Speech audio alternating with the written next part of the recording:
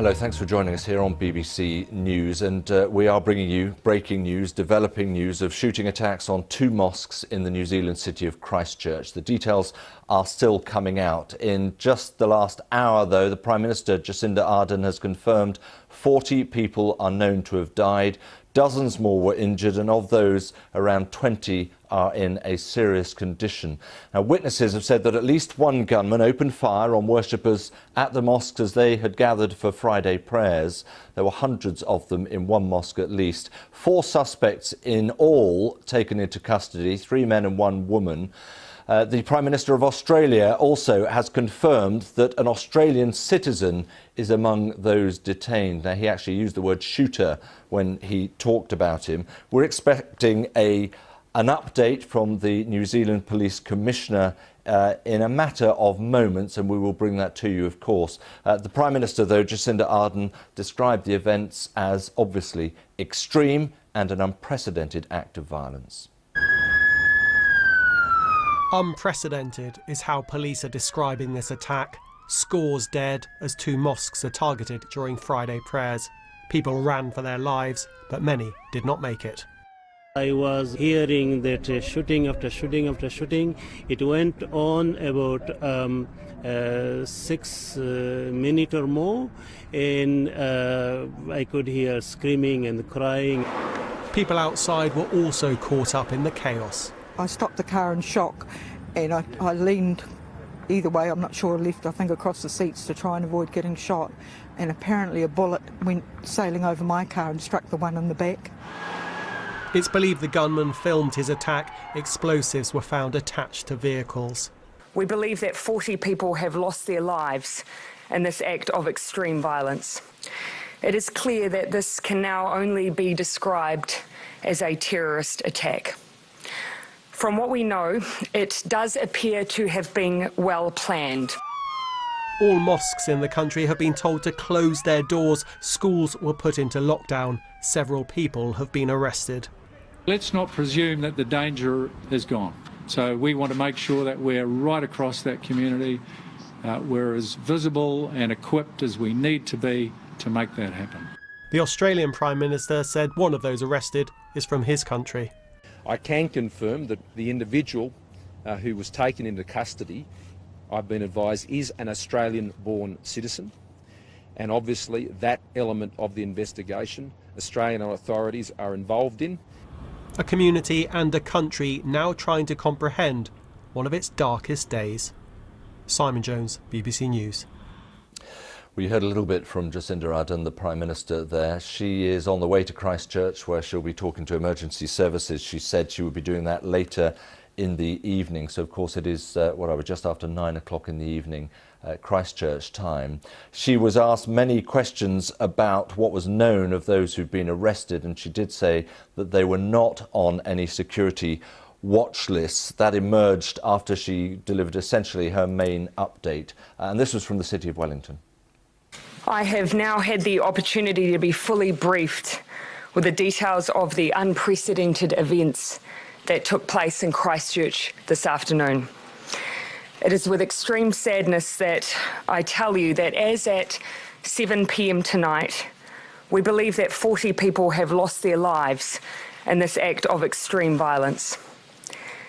10 have died at Linwood Avenue Mosque, 3 of which were outside the mosque itself. Look, we're going to jump out of that because the Mike Bush, who is the New Zealand Police Commissioner, has promised us an update. He's speaking now. Of the 40 people who have been treated at Christchurch Hospital, 1 has now passed. So the total number of people who have died in this horrendous event are 49. And our hearts go out to them and all of their family, all of their friends, all of their loved ones. And I want to assure everyone that we will do our best for them. And at the end I will talk about and give you the 0800 number so that people can contact us to get more information about those who have died and some surrounding circumstance. I would like to also add that So far, one person, a male in his late 20s, has been charged with murder and should appear in the Christchurch court tomorrow morning. 3 other people were apprehended. We believe one of those persons who was armed and was at the scene may have had nothing to do with this incident. And the 2 other people that have been apprehended, again in possession of firearms in the general environment, we are working through to understand what their involvement is.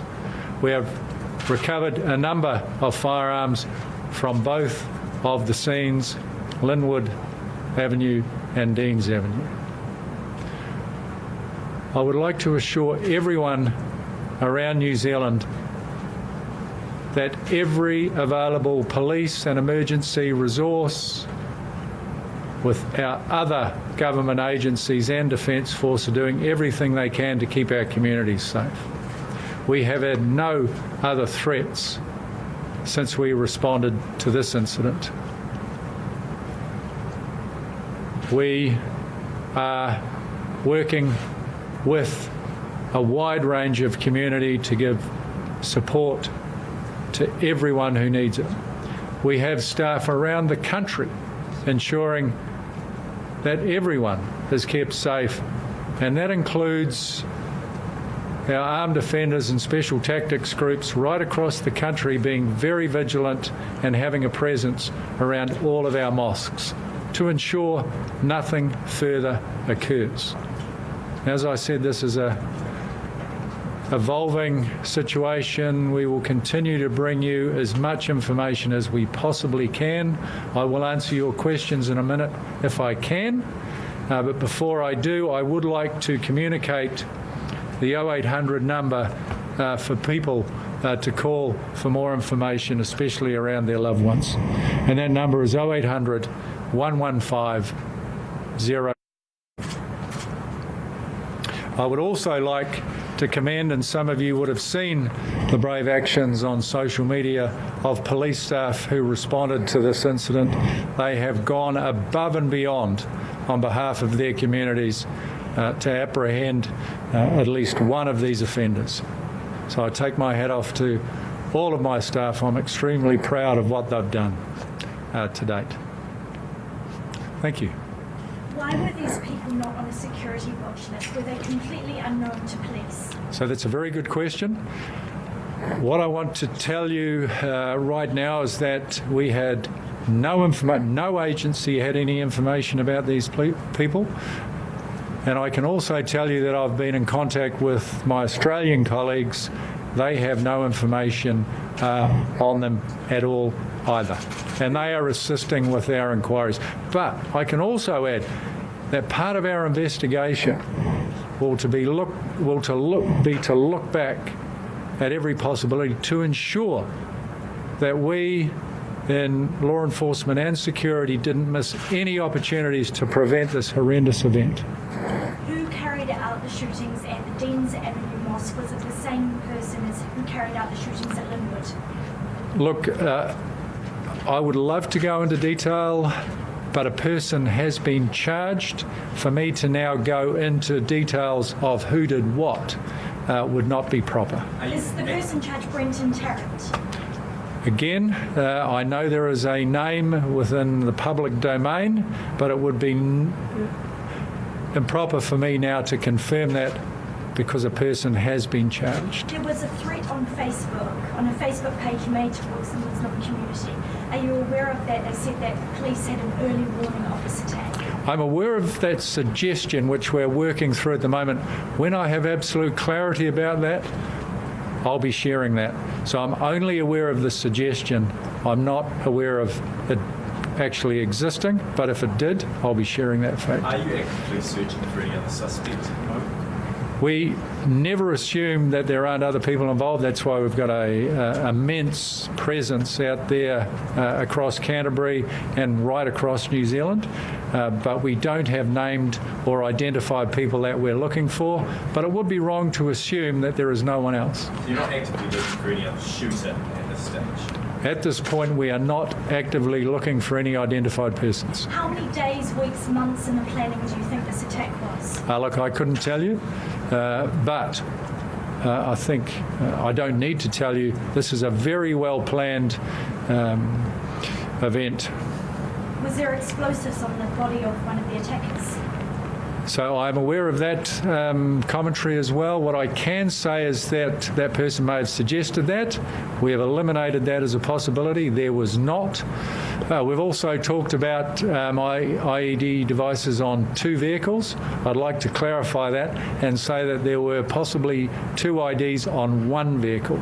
And we've disabled one, and we're in the process of disabling the other with the assistance of the Defence Force. With controlled explosions at Britomart in Auckland, anything to do with this investigation? We believe not, but of course there's a real heightened sense out there within the communities. People are being very vigilant, and I congratulate them and encourage that.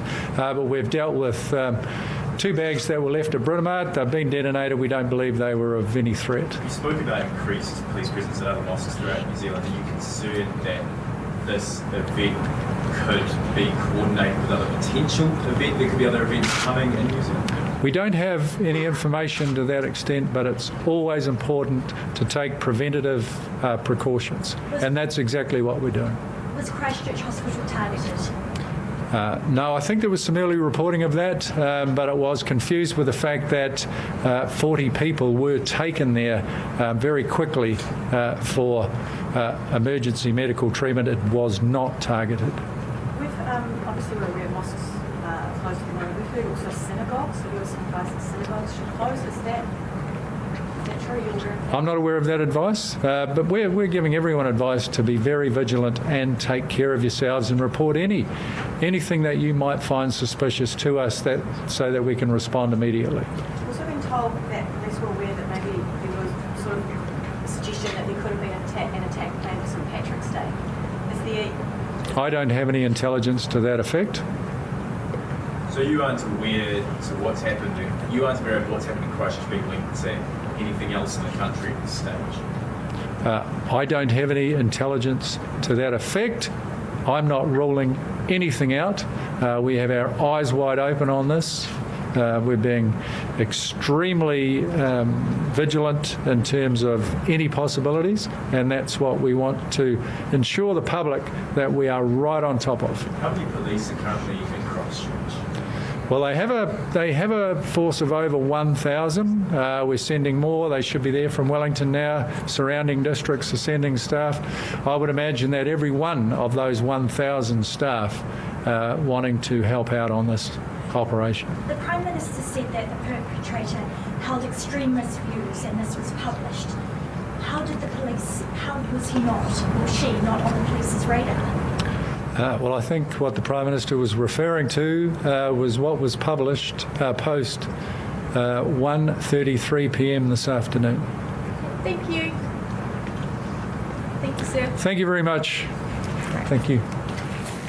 So that briefing coming from Mike Bush, the Commissioner of New Zealand Police. I'll just run through one or two of the key points that he made there. Above all, that the number of people who have lost their lives in these 2 attacks on 2 mosques has risen to 49. And just as he started speaking, he had heard of another one in hospital who had died from gunshot wounds, bringing that total to 49. One male in his late 20s charged with murder. He'll appear in court in the morning. That is New Zealand time. And he also referred to the 3 others who've been arrested, saying that they were carrying firearms, but it may be that they didn't have anything to do with this incident. So that still hangs a little bit there as a question mark. He did reaffirm the fact that these people were not on any security watch list. He said no agency had any information about these people, and he brought in the Australian authorities as well into that, given that we understand that the suspect who probably is the man who is facing a murder charge, may be Australian. They would be looking to see if they haven't missed something there, but would not assume also that there was nobody else to look for, although they were not actively searching for anyone. But 49 people now known to have been killed in this attack. Let's go over to Christchurch now. We can speak to Martin van Benen, who's senior writer for Stuff News. He's been hearing stories from many of those who were involved, and Martin, pretty directly involved too. Yes, I've heard many stories from people who were in the mosque at the time of the shooting and managed to get out, managed to flee the scene, and obviously with some horrendous experiences to report. I can imagine. Can you give us a sort of general sense as to what their experience was? Well, a lot of it is around the shock and the horror and panic as the gunmen started shooting. And the mosque is divided into 3 halls, so some people were hearing more than they could see. And then once the danger became very evident, most people thought about how to get out of the place to safety, and sometimes leaving injured people behind, and also loved ones and relatives. And the shooting, as we understand, went on for quite some considerable time. Yes, I mean some of the survivors talk about 10-15 minutes, which sounds too long, but we know that the gunmen did one sort of bout of shooting, and then returned to finish people off in a very callous way. So it could well have gone on for a lot longer than you might expect in a situation like that. Okay, well, look, thanks very much indeed for bringing us the comments and views that you heard from people in the mosque itself. Martin van Benen, thank you very much indeed. I want to take us over to Sydney now for a moment now, because a lot of focus has been on the man described by the Australian Prime Minister, Scott Morrison, as the shooter. Let's get over to Phil Mercer, who's following developments there. And Phil, it's clear, as we've heard also from Mike Bush, the New Zealand Police Commissioner, there's an awful lot of working in tandem, as there has to be already, with the Australian authorities.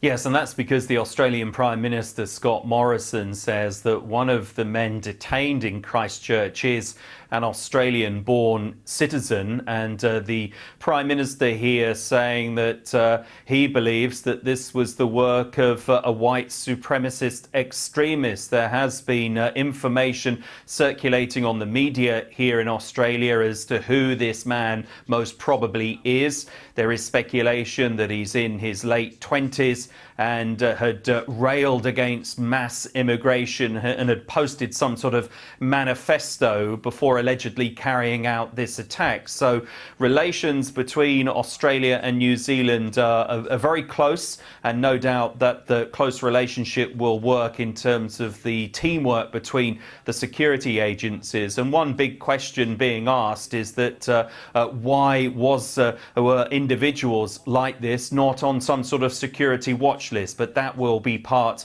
of what will be an exhaustive investigation into this brutal act of mass murder in New Zealand. Yeah, and actually Mike Bush already speaking for the Australians and saying they had nothing either, absolutely nothing on these people. And that just underscores, David, the difficulty that authorities, not just here in Australia or over the Tasman Sea in New Zealand, but many other countries face in trying to prevent these types of attacks. If individuals haven't been brought to the attention of the authorities, what can be done to stop them? I guess the answer to that is not a lot.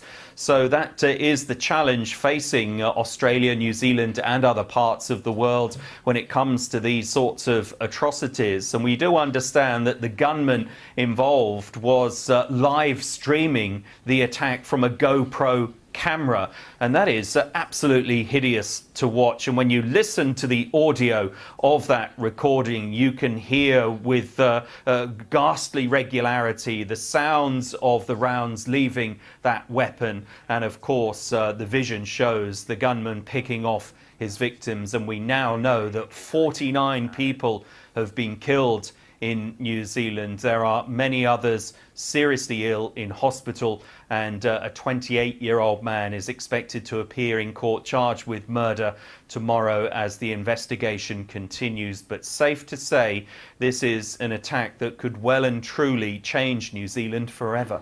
Yeah, Phil, thanks very much indeed. Worth pointing out that the police in New Zealand are also saying they are not actively looking for any more suspects, and the authorities, including the Prime Minister, have urged people not to refer to that video at all. In many cases it's been pulled down from the internet, as you would expect, but Jacinda Ardern, one of those to say, do not go there, don't look at it, not just because it is deeply upsetting, but anything that would propagate the distorted messages of the people who carried this out would be a big mistake. Well, one senior member of the mosque was in the building, in fact, at the time of the shooting. He's been speaking to a journalist near the scene outside the police cordon. And I should warn you again, inevitably, some of what he had to say is upsetting. I was inside the mosque. I was in the side room, and the Imam had started the sermon. So everybody was settled, and it was very peaceful, calm and quiet, as usually it is. When Imam starts talking, everyone is quiet and it is a pin drop silence. But then suddenly, the shooting started. So it started in the main room, because the shooter must have come through the hallway, and I was in the side room, so I did not see who was shooting, but I saw that some people were running out through my room where I was in, and also I saw some people had blood on their body, and some people were limping. At that moment, I realized that it was really serious, and a couple of people, they said to me that you are on wheelchair, you got to get out now. So I tried to get out, and I pushed myself at the back where my car was parked, and I was behind the car. And then from there I was hearing that shooting after shooting after shooting. It went on about 6 minutes or more, and I could hear screaming and crying, and I saw some people were drop dead, and some people were running away. I was on the wheelchair. I could not go anywhere, and also I didn't want to, because I was afraid what was going to happen to the ladies, what was going to happen to my wife. So I stayed there, but luckily the shooter, he did his massacre inside the mosque, and he did not come at the back, otherwise he could have got me. Oh, he is one very lucky man, obviously, but so many who weren't. And just to update you once again, we have had confirmation in the last few minutes that 49 people are now confirmed to have been killed in this attack. I just want to give you a bit of context here. On the map, we're home into the South Island of New Zealand and Christchurch itself. And there were 2 mosques that were attacked on either side of the city, really, the Al Noor Mosque and Linwood Mosque. We were just hearing from one eyewitness outside the Al Noor Mosque. That was around about, well, it was lunchtime, essentially, New Zealand time, so about eight and a half hours ago now, and the city has been in lockdown for most of the time since then. School children were held in schools for hours to come, and they have now obviously been allowed to go home, but there is still a high security level on the streets of Christchurch. In fact, joining us on the phone now from Christchurch is one eyewitness, Carl Pomare, who was driving past the Al Noor Mosque, I understand, Carl, with a colleague. You saw people running towards you. Yes, I was driving just outside the mosque, and I saw to my right lots of people running outside the mosque and in the same direction as me along the footpath, and they were running for their lives. And I said to my work colleague, I says, whoa, something's happening here. And then the next second there was rapid fire, and it wasn't fireworks, it was a semi-automatic rifle. And these people were being knocked down like 10 pins. Oh. Right opposite where I was driving. I saw them being hit from behind, and they were falling to the ground, and very surreal. And it's like, okay, what do we do now? So I stopped my vehicle just about 100 metres up the road, and we decided, okay, what are we going to do? We need to go back and help these guys. So we parked up and set up a cordon with another car who was luckily another contractor. So we managed to secure that end of the road. Went in and tried to help people. My co-worker, he assisted the first person we saw lying on the footpath. There were lots of bodies lying down, and there was no sirens, no police, no ambulance, because this had just happened. So for 10 minutes there was no other outside assistance apart from the people that were just there. Probably no more than 6 people, all civilians, just helping these people lying on the ground, fighting for their lives. And it wasn't until about 15 minutes later the armed defenders came in. Police couldn't come in until the armed defenders came in. Then the ambulance couldn't come in until they secured the area. People were begging our help to take us to the hospital, but we couldn't because the ambulances weren't allowed in. In the end, we made a call to get a father and his daughter who were both hit. The daughter was critical. We got her into a car and we managed to get her out pretty quickly with the father. We don't know whether they survived. The gentleman who my co-worker was supporting, he passed away in his arms, sadly, after about 30 minutes. So it was a scene of carnage, but we were there for a good part of 15, 20 minutes, just us civilians, just helping these people as much as we could until more support came in. Yeah, now everything that you've described there, Carl, was outside the mosque. So this was That's people correct. who were being gunned down in the streets, out in the outdoors. That's correct. So what I can add from that is that that the gunman had already been into the mosque and he was coming out and following people who were running away from the mosque and shooting them as they were running away in the back. And I saw them all hit the ground as we were driving past. Well, it was a very... And then we heard more rounds, probably another 10 rounds within another minute. As soon as we started going into the area, we heard another 10 rounds, so we all had to duck down. Then a few seconds later, there was probably another 4 or 5 rounds. So we didn't know where the gunman was. My colleague saw the gunman. He had come out onto the footpath, and he saw him shooting into the car park area, but he wasn't thankfully shooting towards the people that were already injured on the footpath. And then he ducked away. We didn't see him again. I mean, extraordinarily brave thing to do, to stop in the midst of all that. I don't suppose that even crossed your minds at the time. It was more a knee-jerk reaction of what you knew you had to do. Yeah, we didn't see a gunman. We just saw people lying on the footpath, injured, and so we just thought, okay, we need to go back and help these guys. So first thing we did is set up a cordon and then help the people inside the cordon. So it was just, maybe 6, 7 of us helping these people as much as we could. Okay, Carl. The limited time we had until help arrived, but sadly, police can't come in until armed defenders come in. Ambulance can't come in until the area is secure. So there was a waiting game. So you're trying to keep people alive while you're waiting for, the ambulance to come. And finally, they did come, but for some people, sadly, it was too late.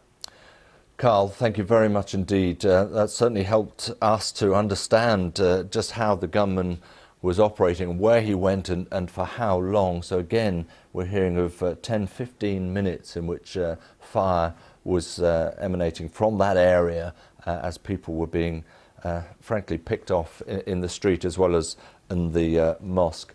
I want to speak now to Dr. Mustafa Farouk, who's the president of the Federation of Islamic Associations of New Zealand. Doctor, thank you very much indeed for joining us. I imagine it's difficult to put into words what you're feeling at the moment. Yeah, we are all, very sad, shocked, and in a state of disbelief. Yeah, I mean, this is obviously targeted at the key moment, the time of Friday prayers. A lot of people who were worshipping at that time. That's right, yes. So what are you going to be able to do in response? I mean, what we've heard so far from almost everyone we've spoken to in New Zealand certainly is an overwhelming sense of shock and grief at what has happened, but also of community support for those people who were affected. Yeah, we definitely are experiencing tremendous support from the wider community. I think it is, New Zealanders in general are kind of a cohesive, society, and nobody in New Zealand expects anything like this will happen. We pride ourselves when we go around the world. We tell people we are living in one of the most beautiful and most peaceful countries in the world. So when we got up this morning and getting ready to go in our own ways, go to different jobs that we have, and then in the afternoon go to the mosque and pray, nobody expected anything like that would happen. When I went to the mosque to do my prayers, I didn't know anything like that would happen. I never expected it. And when I came out from the mosque, that's when I realized that a very terrible thing like this has happened in Christchurch. I presume, though, that also is the reason why you would need to draw strength from and encourage the Muslim community within New Zealand to respond to this, that this was A, out of the blue, and B, completely out of keeping with the experience that Muslims have in New Zealand in general. Absolutely. And that's why we are saying this incident here is not going to make us, feel different, from the way we always feel about New Zealand.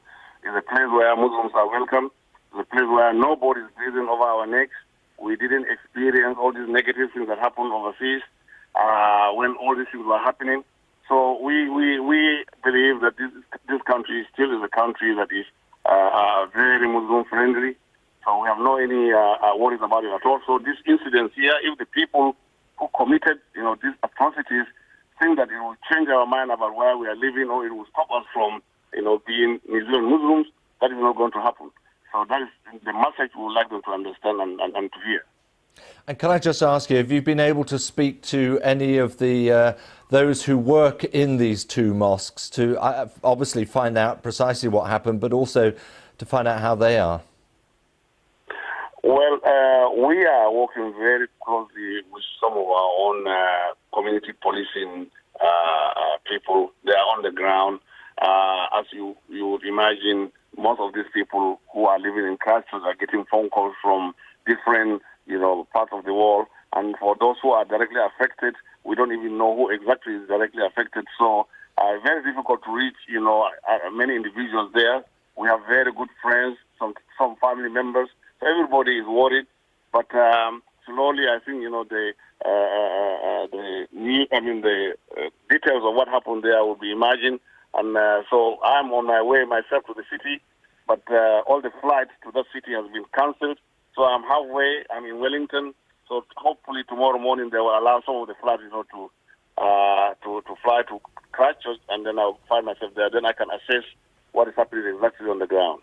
Yes, because some flights certainly at the moment have been banned out of Christchurch. We understand that. I just want to ask you one last point, if I could, Dr. Farouk, because the police have made it very clear that intelligence services had no idea about these individuals. They were on no watch list at all, and the same was said for the Australian authorities. How aware have you been within New Zealand of the sort of hate messages that seem to have accompanied this shocking attack? Well, New Zealand, really, like I've said earlier on, we are not aware of people, a group like that are hateful, towards Muslims. So it's not something that's common around here. So we never anticipated anything like that will happen. So we really don't know who is involved. Well, thank you very much indeed for joining us, Doctor. The situation there, obviously desperately difficult, and Mustafa Farouk, one of those very keen to get into Christchurch as quickly as possible. We're going to talk now to Aaron Campbell. Aaron is a resident in Christchurch and actually was at the climate change student protest that was shut down at around about 2 p.m. by the police. In terms of climate change protests, Aaron, you certainly weren't on your own either, were you? I mean, this was a big nationwide event, and it pulls into, I wouldn't call it insignificance, but suddenly you're in a whole different world a matter of hours later. It all happened within 20 minutes. We were in a different world within 20 minutes today, unfortunately. We had in Cathedral Square approximately 2,000 students, and I'd say that there would have been about 500 adults that were helping chaperone and supervise these people, making sure that these students that ranged in age from 6 to about 18 years old, that they were in a safe and caring environment and were there for the right reasons, and they were, and they made a fantastic message. They communicated it beautifully, and now we are in shock and in disbelief at the horrific event that followed. It's just devastating for us as a city and as a nation. Yeah, how aware were you all of what was going on at the point at which the police said we've got to shut this down? I would say we were unaware. When the police officer approached the stage and talked into the microphone, that was about 20 minutes following the start of the first incident, from what I can gather. And as far as I'm aware, it wasn't widely known what was happening, if anything at all. At that stage, the message was that everyone should leave the square immediately in a very controlled and orderly fashion and make their way home. And that if anybody was going to be going to the west, which is where the Zealand Mosque is, what we know now, it was described as Christchurch Girls High School area, that they should go to and try and find an alternative method of getting home in that direction if they needed to. Are you Christchurch born and bred, Aaron? No, I'm from further south down in Invercargill, but I have been in Christchurch now for about 13 years.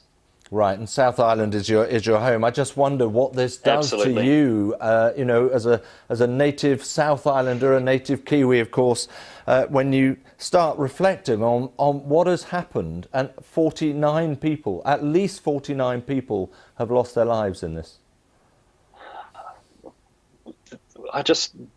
We haven't had that long to digest, to comprehend that loss of life. Christchurch is a city of 400,000 people. We are very proud of our multicultural city. We've got people here from all over the world, and we embrace them, we welcome them.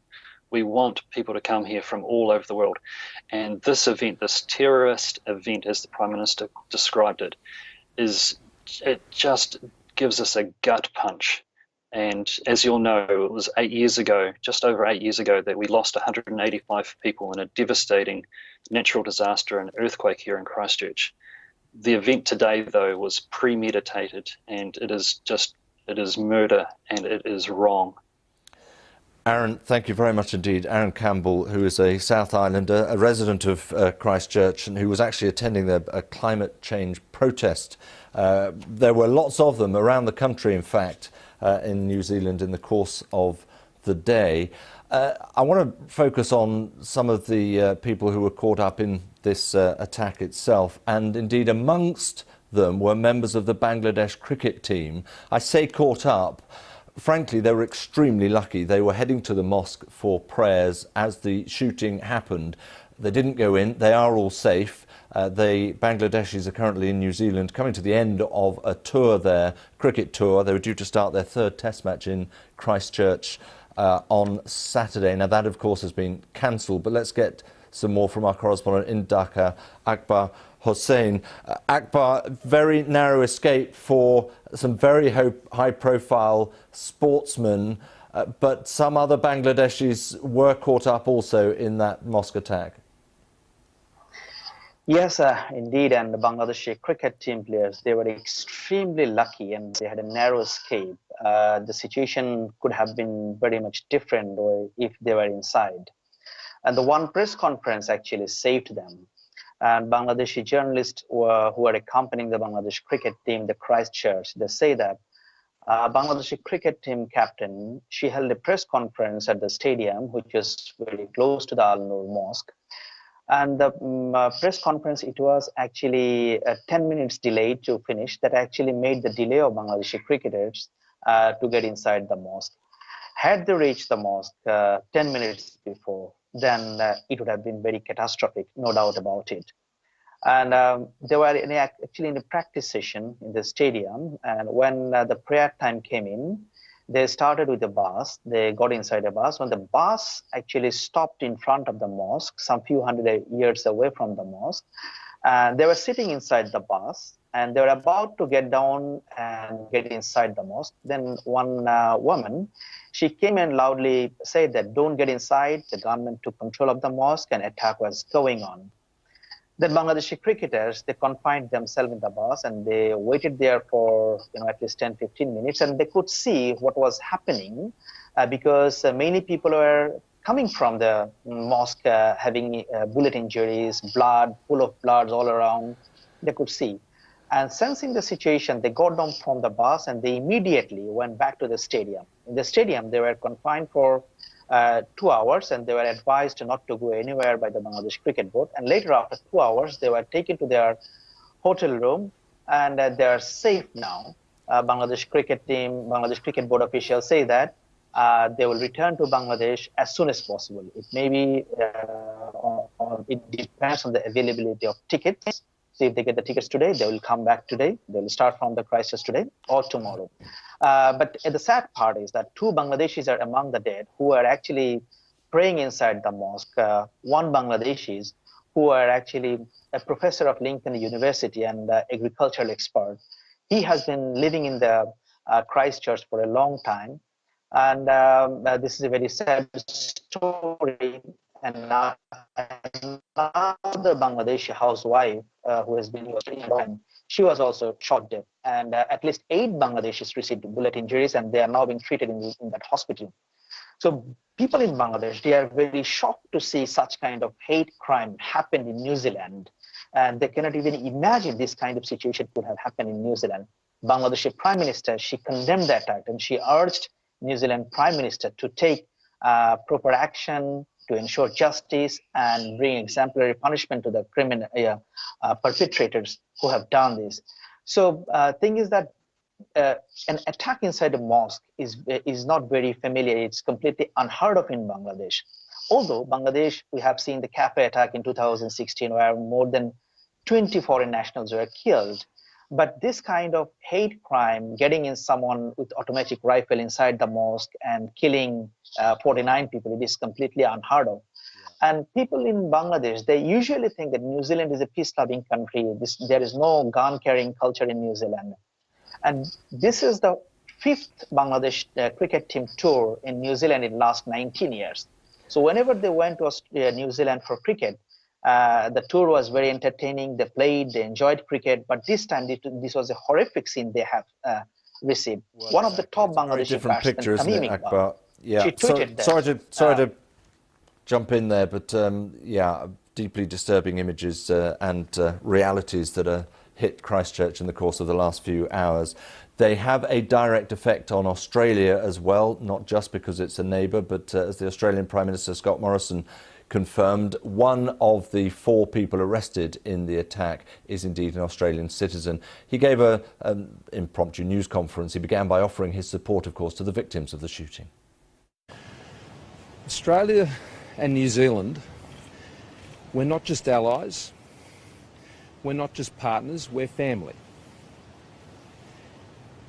And as family members with our New Zealand cousins today, we grieve, we are shocked, we are appalled, we are outraged, and we stand here and condemn absolutely the attack that occurred today by an extremist, right-wing, violent terrorist that has taken the lives, stolen the lives in a vicious, murderous attack that has claimed so many New Zealanders. This attack reminds us of the evil that is ever present and would seek to strike out at any time.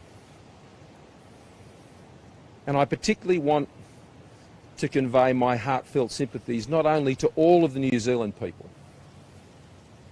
as I'm sure all Australians would join me in doing, but I particularly want to express my sincere prayers and thoughts for those New Zealanders, indeed Australians of Islamic faith today, who have been the subject of this vicious and callous right-wing extremist attack.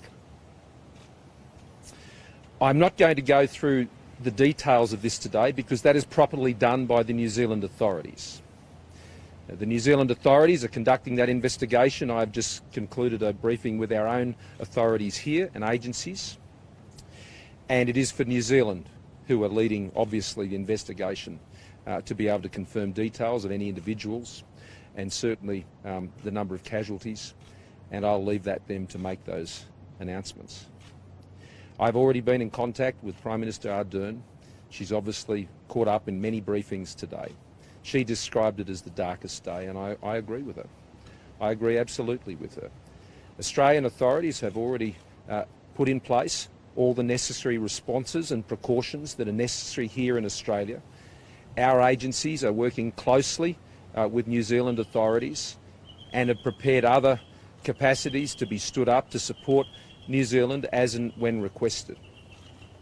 I can confirm that the individual who was taken into custody, I've been advised, is an Australian-born citizen, and obviously that element of the investigation Australian authorities are involved in, and they will be proceeding with their investigation, which has already been stood up, involving all the relevant agencies.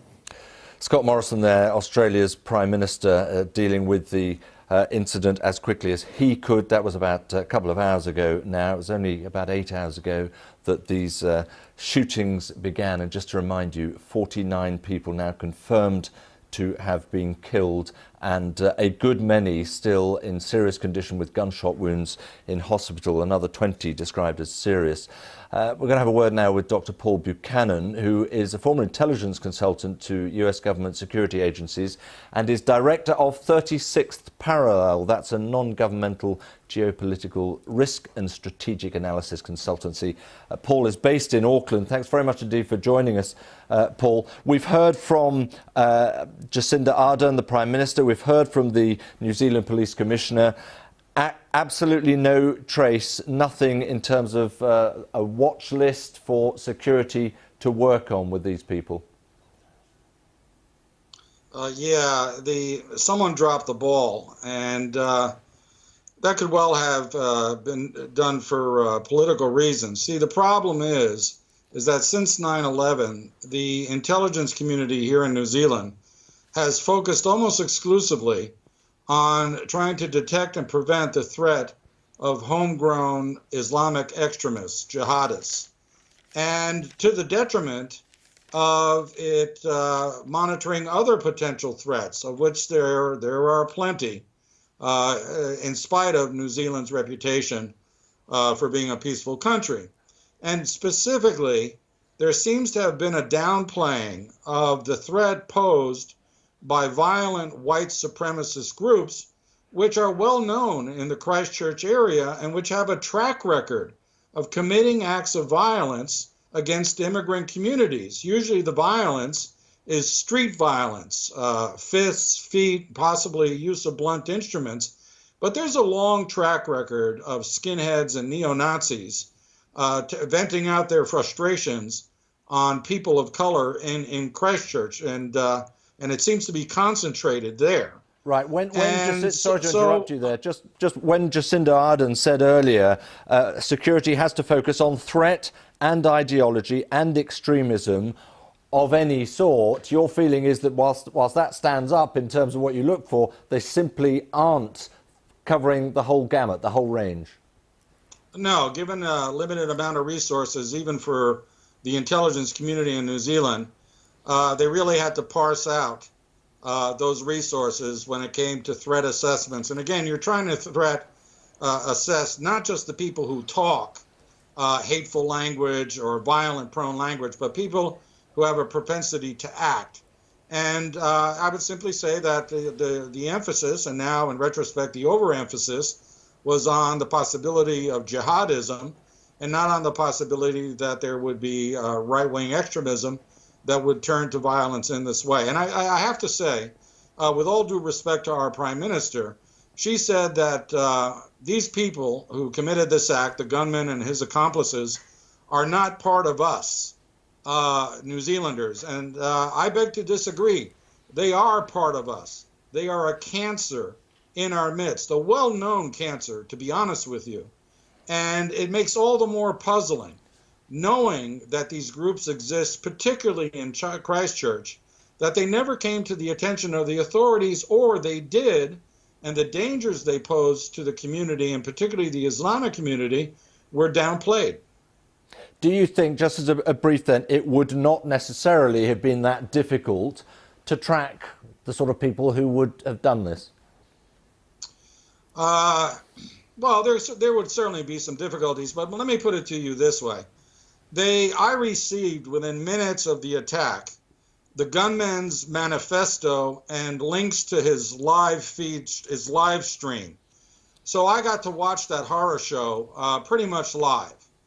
And what appalled me was that he had been on these extremist threads. I'm not going to mention the platforms, not to give them any more publicity, but it was amazing. He's been on those threads openly talking about his preparations, putting pictures of things like large capacity magazines on these pictures. And he was being encouraged by hundreds of other people, to include some people in New Zealand. And then when he live streamed the atrocity, he was being cheered on by hundreds of people. It truly was appalling. And so something went missing in both the electronic surveillance and certainly in the human surveillance. I'm more familiar with the human intelligence side than the signal side, but let's just say that both sides failed on this one. The only good news that'll come out of this is twofold. They were able to catch 4 people relatively quickly, including the gunman, from what I understand, and that will allow them to get into their wider circles and find out just how wide this cancer exists in New Zealand. That is a cancer of violent, armed extremists. And then the other thing is a message of hope. Perhaps we'll turn the corner on the Islamophobia that is also rife in New Zealand and begin to look at refugee committees with a little more empathy and compassion than heretofore has been the case. Okay, Paul Buchanan, thank you very much indeed for your comments coming as they do in the aftermath of the shootings at 2 mosques in Christchurch, Linwood and Al Noor, in which we have had confirmed 49 people have been killed. It's no surprise that there has been a huge response from New Zealand, obviously, but also all over the world. Let's start with Jacinda Ardern, New Zealand's Prime Minister. She tweeted to say what has happened in Christchurch is an extraordinary act of unprecedented violence. It has no place in New Zealand. Many of those affected will be members of our migrant communities. New Zealand is their home. They are us. Theresa May, the British Prime Minister, tweeted to say, on behalf of the UK, my deepest condolences to the people of New Zealand after the horrifying terrorist attack in Christchurch. My thoughts are with all of those affected by this sickening act of violence. And the European Council President, Donald Tusk, has also spoken. He said, spoke of the harrowing news from New Zealand overnight. The brutal attack in Christchurch will never diminish the tolerance and decency that New Zealand is famous for. Our thoughts in Europe are with the victims and their families. The Prime Minister can count on our solidarity. The Turkish President Erdogan has spoken as well with great condemnation of the attack, but Pakistan's Prime Minister Imran Khan is another. He wrote, "Shocked, and I strongly condemn the Christchurch, New Zealand terrorist attack on mosques. This reaffirms what we've always maintained, that terrorism does not have a religion. Prayers go to the victims and their families. Well, there were a lot more where that came from. You'll get more of them on our website as well, bbc.com/news. But just to bring you right up to date, the latest figure is that 49 people were killed in mass shootings at 2 mosques, both inside and outside the mosques in Christchurch. We can just home in to the South Island there, the city of Christchurch. There is the Al Noor Mosque, and across town to the east, the Linwood Mosque. There are also a considerable number of people who have gunshot wounds who are still being treated in hospital. Security in the city is still very high at street level. We'll keep across the story for you, of course, as more updates come in. You're watching BBC.